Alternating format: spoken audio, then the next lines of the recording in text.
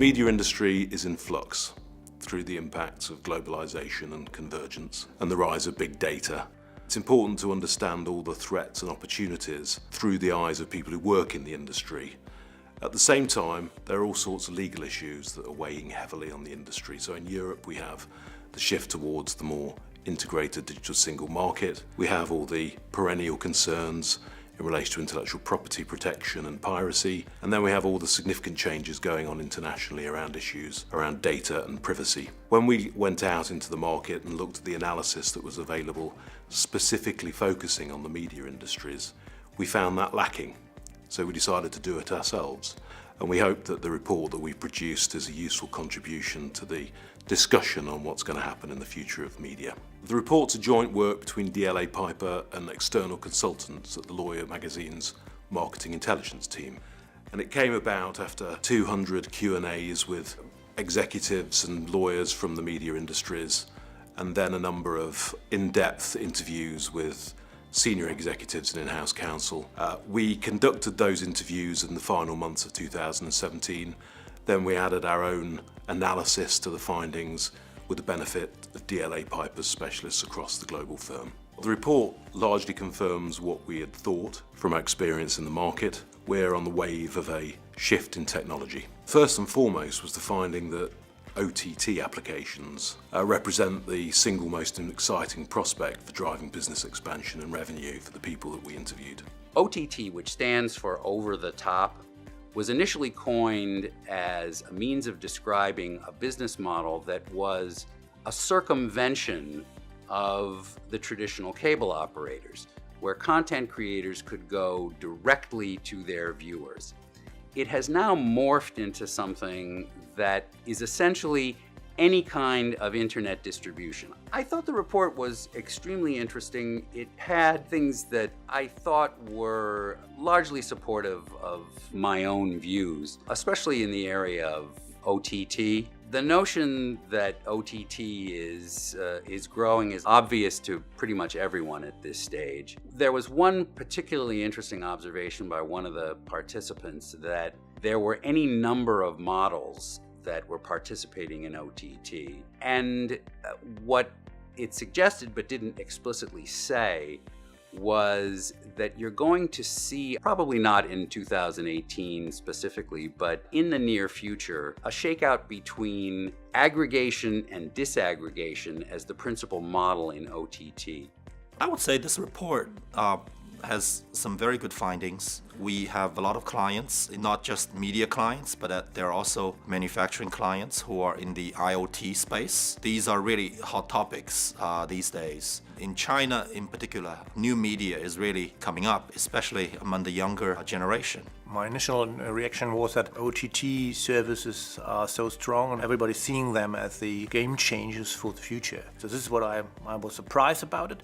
But we see in the German market some changes on that. I assume that will be the future. More OTT content going into the market, and they will change a lot about the system, about free TV, pay TV, and these new services are now growing. There were no, I don't think, any major surprises in the report, with the trends following those trends we've been seeing for the last couple of years or so, albeit with the exception probably of the growth or the speed in the growth of the OTT industry. So one of the more interesting things to come out of the survey was that many of the people we spoke to thought that the most popular model for monetizing content through OTT was likely to be subscription video on demand. It's not surprising at all that one of the main findings of the survey was this fundamental shift in consumption habits towards OTT. But what surprised me was the rate of change. For many of the people our team spoke to, it's clear that 2018 is the year when they see most of their revenues coming from OTT, and that suggests we're close to a tipping point. There's pretty much clearly a trend away from aggregation of third-party content. It's not by any means dead. Pundits have been predicting the end of over-the-air television, for example, for over a decade, and it is still alive and well. There are those who say that cable television has reached its nadir and it's not going to experience the same sort of subscriber losses that you have seen. Aggregation as a phenomenon still serves a fairly useful social purpose in the sense that, for example, The preference algorithms aren't perfect, and people still need some tricks to find what it is they really want to watch, and aggregation is going to serve that purpose. What we can see is that we have a global market. 10 years ago, we have had this US market, and trends in the US market came to Europe 2 or 5 years later. And now we have series going out, and you have it in Germany or in France at the same time, and especially in the same language, in your language. So that's what's changing a lot, because you have a much broader audience. And we have seen it growing together. And you have to be aware, especially when you are a producer, of global trends. So you get to see what's going on there and on. And I see that and I believe that there will be changes coming from Asia. New series, no ideas of that, and that will influence us, and that will change a lot. There is a massive disruption that is going on in the marketplace. One of the less obvious is in the ad area. What happens when the commercial comes on or the advertising comes on?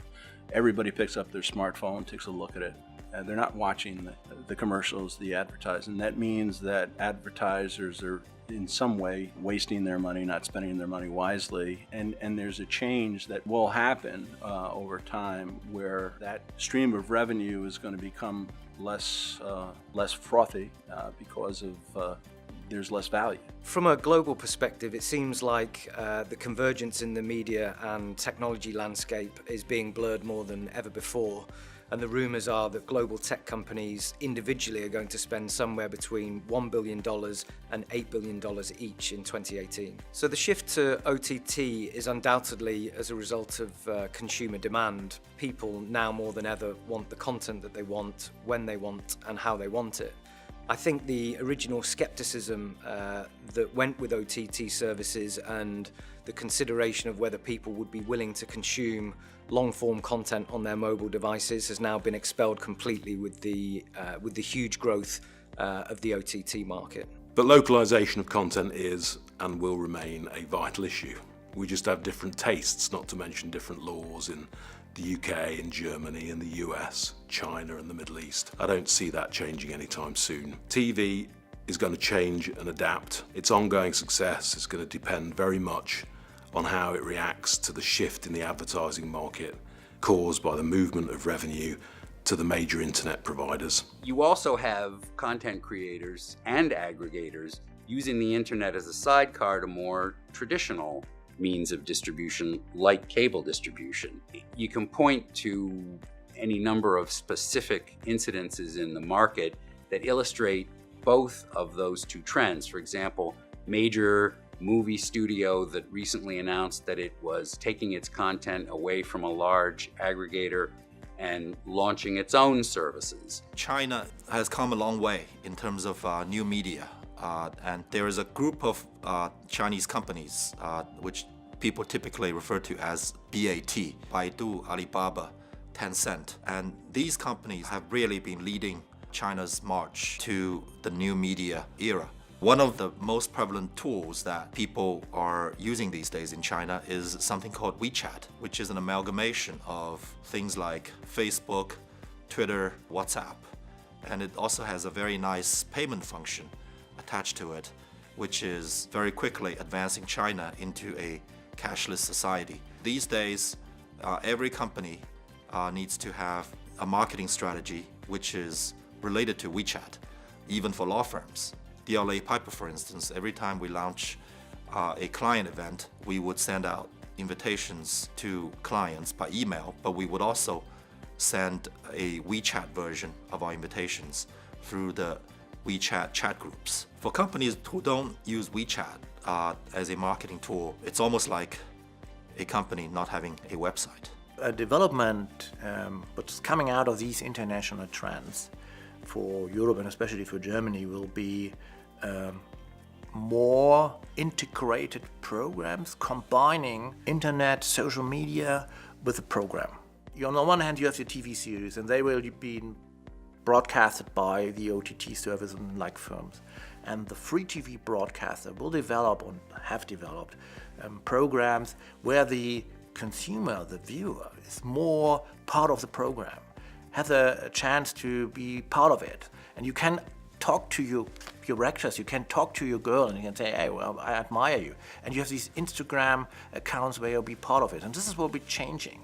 And this is a new form of television, what we can see there. The temptation is to consider the Middle East as a single region. From a content rights perspective, it usually comprises around 22 countries in the Middle East and North Africa, each of which has wildly differing connectivity and infrastructure.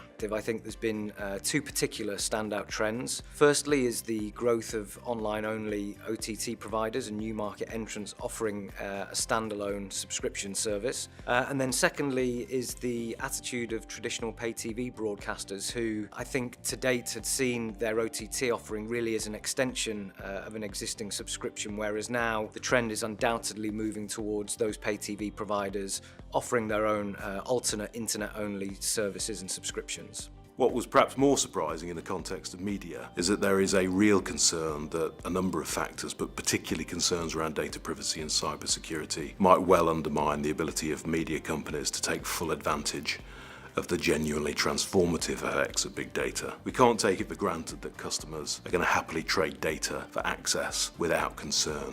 There's a real need to be alive to the concerns of customers regarding the use of their data and to make sure that there are systems in place to preserve a relationship of trust.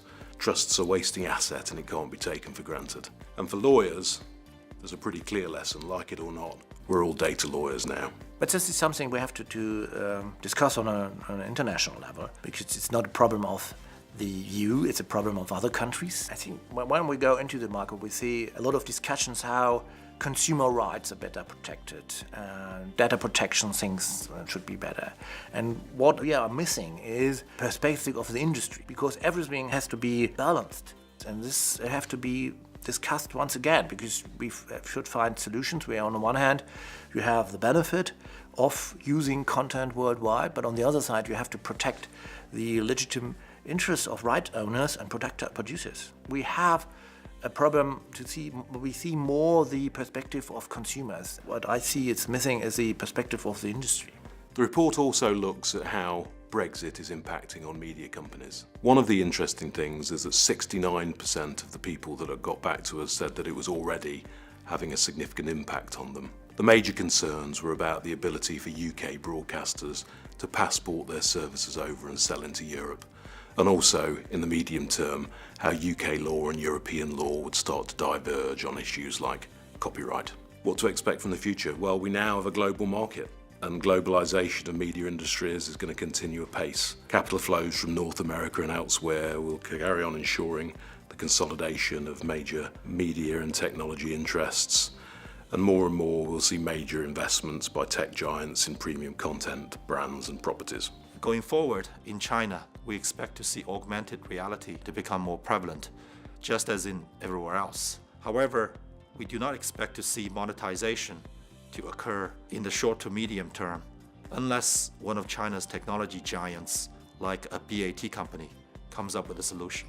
I expect change, and it's an exciting time to be a professional working in this marketplace. We're dealing right now in the augmented reality space, a totally new landscape, legal principles that haven't been established in terms of what is the IP in connection. You have a physical space, you have a digital world. The legal landscape hasn't caught up. And so it's a very exciting time to be a lawyer working in this area. The use of content is different. I think especially in Europe, and as I see the same developments in France and other European countries, is we have more concentrated use of content. We concentrate on what we are looking at. And this means especially these kind of specific OTT services are much more of interest for that. What is most important for free TV is breakfast television, because it's going with you into the day, and I see that it will grow. We will have on the free TV more quiz shows, live events, because this is one what you cannot use on an OTT service, because they are using series and films. So this will change the behavior, but people react on it, and they will use, I think, we will still have a future for free TV, and I see a good future for that. But one thing we can say with certainty is that content will remain king.